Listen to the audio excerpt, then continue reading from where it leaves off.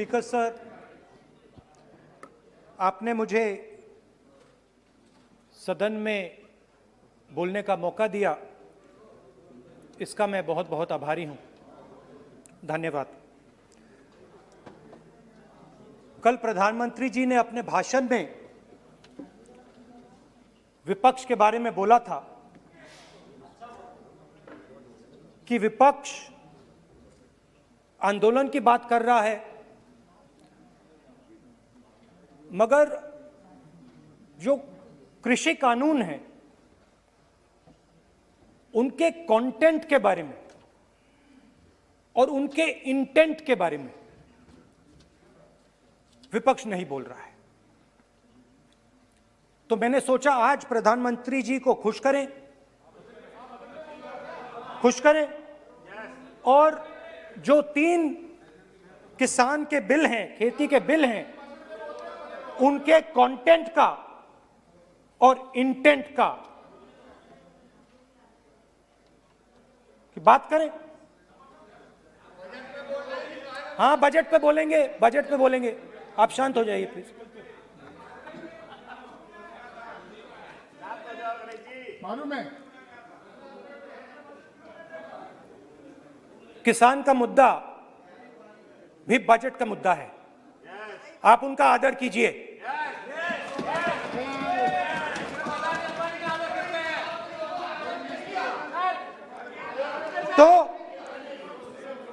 तो बात है कि इन 3 कानूनों का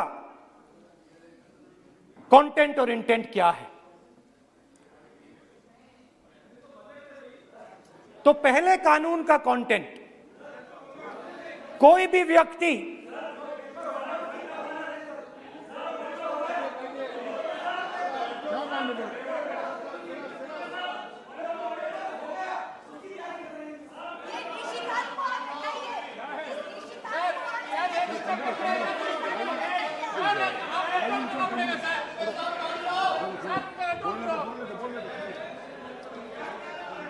तो पहले कानून का कंटेंट क्या है?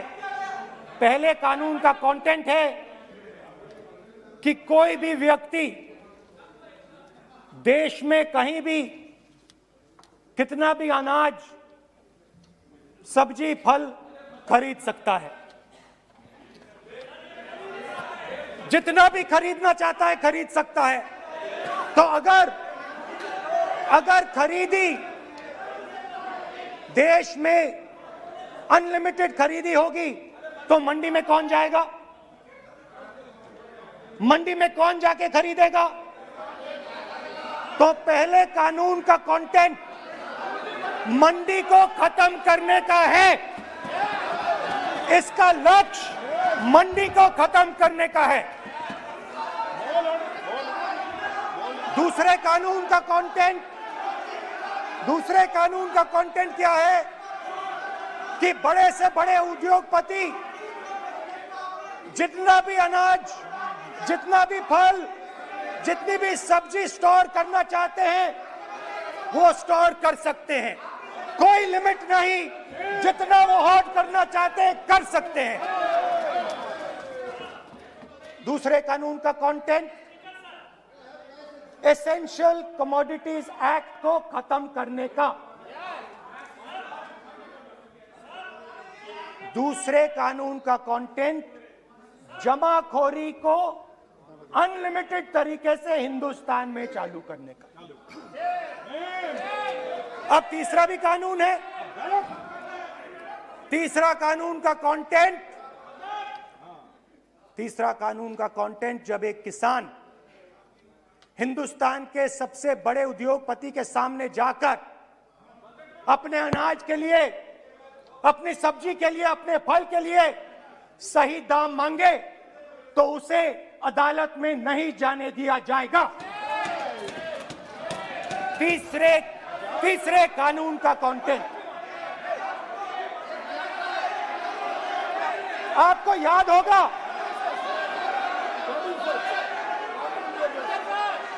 स्पीकर सर,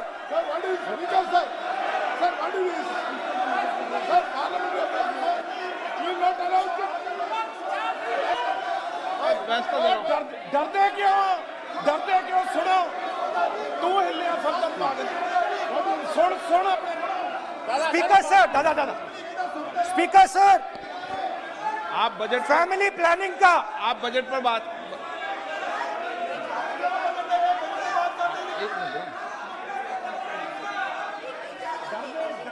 आप सर सालों पहले फैमिली प्लानिंग का एक नारा था, आपको याद होगा, हम दो हमारे दो। अब मैं इंटेंट की बात करता हूं, कानून के इंटेंट की बात।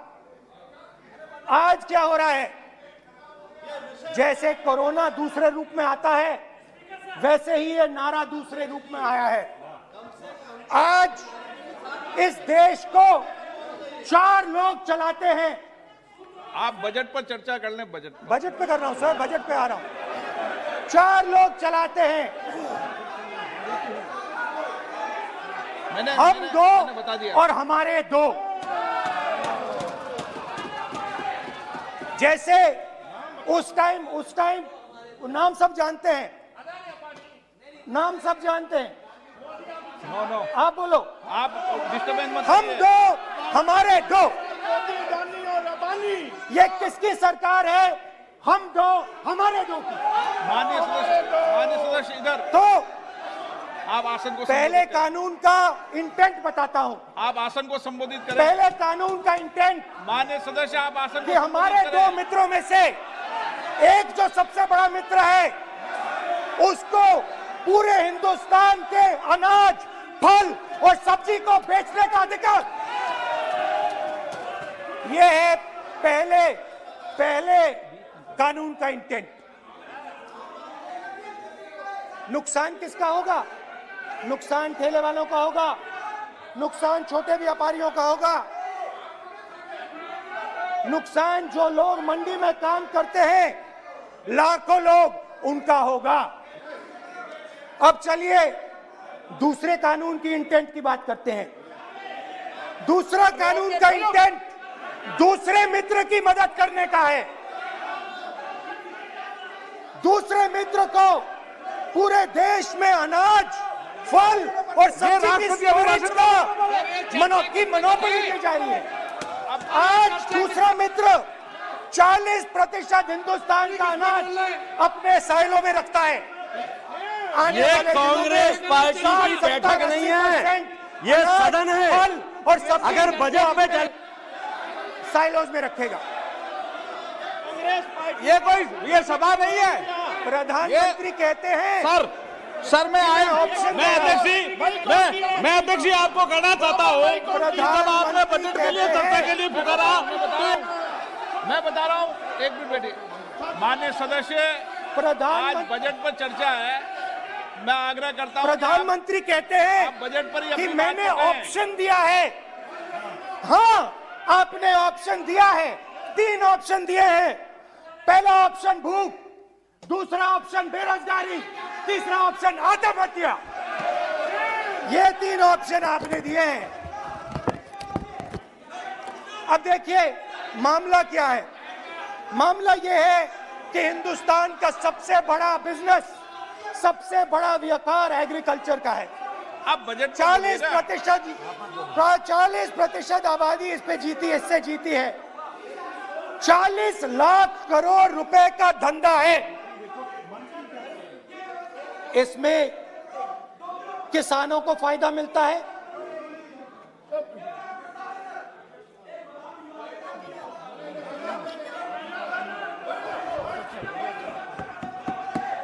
तो दूसरे कानून का थोड़ा मैं इंटेंट समझा देता हूं। दूसरे कानून का इंटेंट है, पानी दो, पानी गिर जाएगा, पानी दो। दूसरे कानून का इंटेंट है कि एक व्यक्ति को आप पूरे देश के अनाज की स्टोरिंग की मोनोपोली दे दो, और जब किसान अपने अनाज के लिए सही दाम मांगने जाएगा, तो जिसके पास स्टोरेज की मोनोपोली होगी वो मार्केट में अनाज डालेगा और किसान से कम पैसे में खरीद करेगा।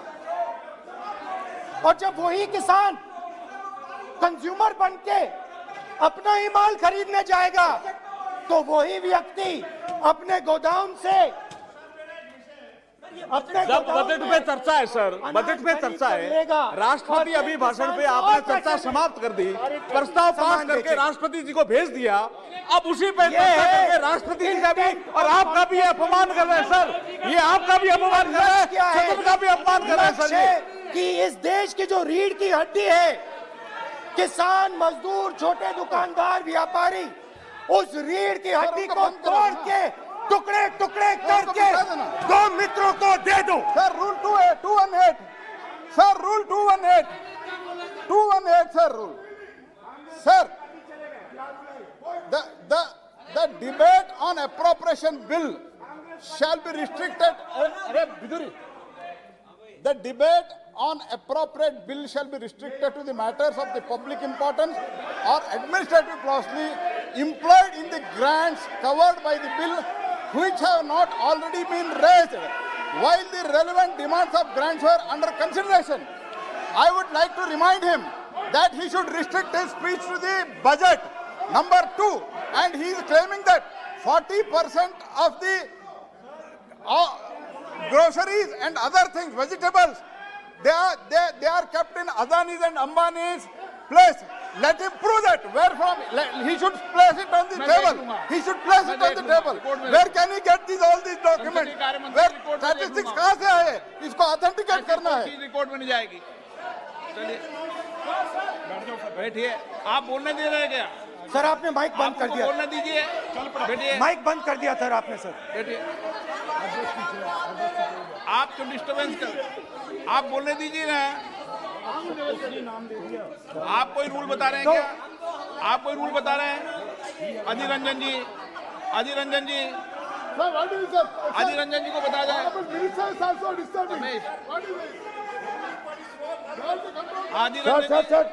Sir, 214. Sir, rule 214. Sir, discussion of a general character. Sir, discussion of a general character may be allowed on the motion or any amendment moved thereto, but the details of the grant shall not be discussed further. Then is necessary to develop the general point. Sir, discussion on general point is allowed. So discussion, it is the discussion on general point. Discussion of general point is allowed in the rule book. Discussion of general point. अच्छा budget में क्या agriculture मुद्दा नहीं है? Budget में क्या agriculture मुद्दा नहीं है? तो बजट में जब एग्रीकल्चर मुद्दा है तो बजट में क्यों चर्चा नहीं हो सकता एग्रीकल्चर? दादा My point of order is simple. You listen to this, sir. Please. 349. It says, while the House is sitting, a member, 2, shall not interrupt any member while speaking by disorderly expression or noises or in any other disorderly manner. While Honorable Member Rahul Gandhi is speaking, तब तो disturb कर रहा है. आप कोई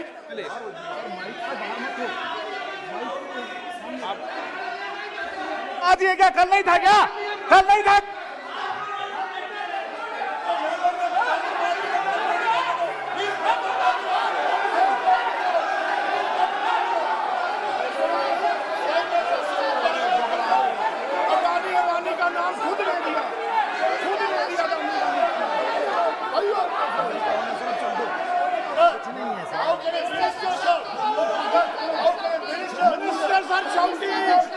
मंत्री शोर डाल रहे हैं. मंत्री ऐसा कभी हुआ नहीं. मंत्री भाग रहे हैं, रूल बुक ढूंढ रहे हैं.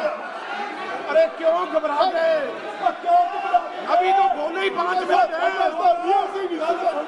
अभी तो बोले ही 5 मिनट है. तो हम दो हमारे दो.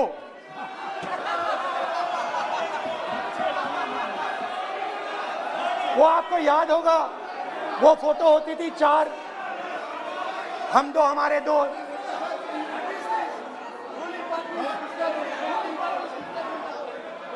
क्यूट से चेहरे थे, सुंदर सुंदर चेहरे, मोटे मोटे चेहरे. हम दो हमारे दो। खैर, इससे होगा क्या? जब ये कानून लागू होंगे तो जो इस देश के किसान हैं, इस देश के मजदूर हैं, छोटे व्यापारी हैं, इनका धंधा बंद हो जाएगा। इनमें से किसानों की खेत चली जाएगी, किसान को सही दाम नहीं मिलेगा, छोटे दुकानदारों की दुकान बंद हो जाएगी और सिर्फ दो लोग, हम दो और हमारे दो इस देश को चलाएंगे। हिंदुस्तान का फूड सिक्योरिटी का सिस्टम है वो नष्ट हो जाएगा और पहली बार सालों बाद एक बार फिर पहली बार हिंदुस्तान के लोगों को भूख से मरना पड़ेगा। रूरल इकोनॉमी नष्ट हो जाएगी और ये देश रोजगार नहीं पैदा कर पाएगा। ये नई चीज नहीं है, ये आप मत सोचिए कि ये नया अटेम्प्ट है, पहला अटेम्प्ट है। ये पहला नहीं है, ये काम प्रधानमंत्री ने हम दो हमारे दो के लिए पहले नोटबंदी में शुरू किया था। पहली चोट नोटबंदी थी। आइडिया क्या था? गरीबों से, किसानों से, मजदूरों से उनका पैसा लो, बैंक में डालो और हम दो हमारे दो के जेब में डालो। स्मॉल मीडियम सेक्टर को खत्म कर दिया, किसानों को बर्बाद कर दिया। वहां नहीं रुके, फिर गए जीएसटी, गब्बर सिंह टैक्स, 5 अलग अलग टैक्स और फिर से उन्हीं बेचारों पर आक्रमण, उन्हीं किसानों पर, उन्हीं मजदूरों पर, उन्हीं व्यापारियों पर आक्रमण। फिर कोरोना आता है। कोरोना के समय मजदूर चिल्ला चिल्ला के कहते हैं हमें बस का टिकट दे दीजिए, हमें ट्रेन का टिकट दे दीजिए। नहीं नहीं नहीं, तुम्हें नहीं मिलेगा, तुम पैदल घर जाओगे। एक मिनट माननीय सदस्य प्लीज। मगर टैक्स माफ जरूर होगा, माननीय सदस्य जरूर होगा। माननीय सदस्य, 5-10 उद्योगपतियों का टैक्स माननीय होगा। सदस्य प्लीज एक मिनट बैठिए, एक मिनट बैठिए। मैं माननीय सदस्य से भी आग्रह कर रहा हूं, इधर भी आग्रह कर रहा हूं। माननीय सदस्य, आज बजट पर चर्चा है।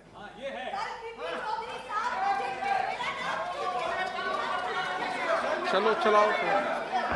मैं आ रहा हूं सर बजट पे, सर मैं आ रहा हूं बजट पे। मैं सर 5 मिनट में बजट पे आ रहा हूं। मैं फाउंडेशन लगा रहा हूं अभी, फाउंडेशन।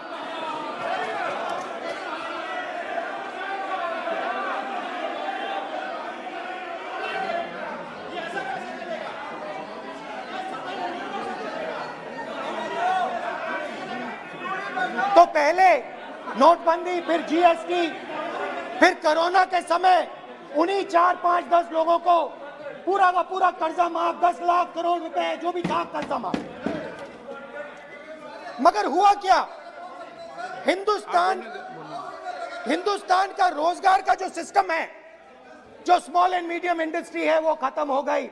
आज ये देश रोजगार नहीं पैदा कर सकता है, सीधी सी बात। और आज नहीं, कल भी ये देश रोजगार नहीं पैदा कर पाएगा, क्योंकि आपने इस देश की रीढ़ की हड्डी तोड़ दी है। किसान की, मजदूर की, छोटे दुकानदार की, स्मॉल मीडियम बिजनेस की रीढ़ की हड्डी तोड़ दी।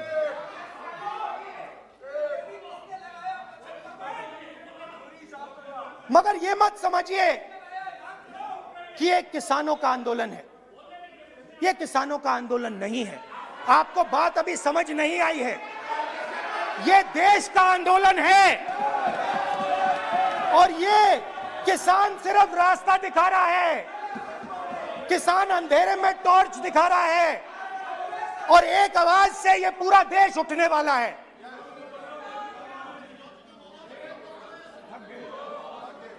पूरा देश एक आवाज से हम दो हमारे दो के खिलाफ उठने जा रहा है।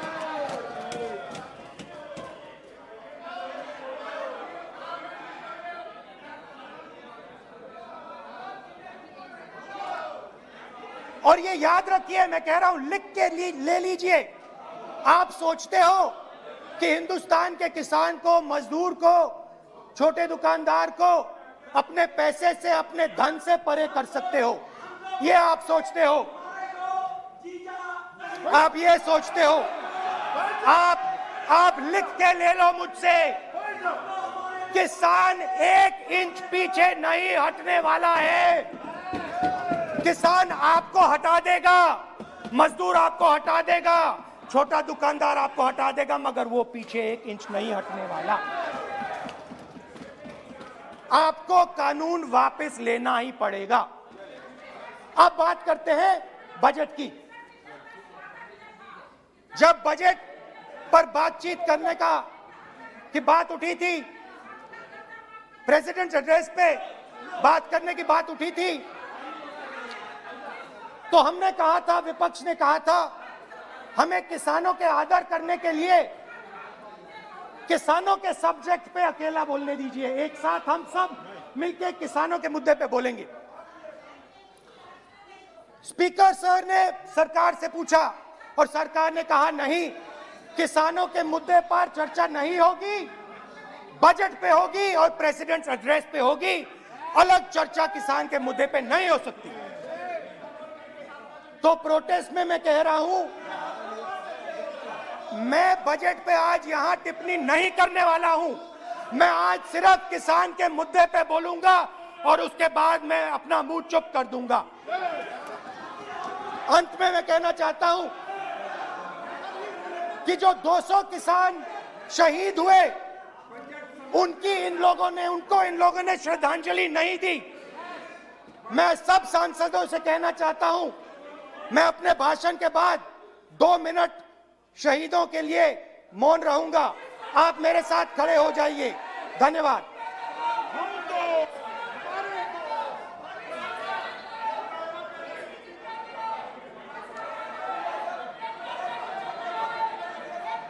एक मिनट, आप बैठो।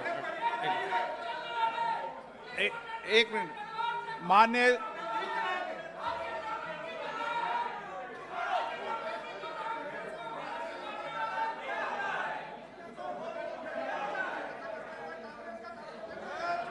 सदस्यगण, प्लीज बैठिए मिनट, बैठिए माननीय, प्लीज बैठिए।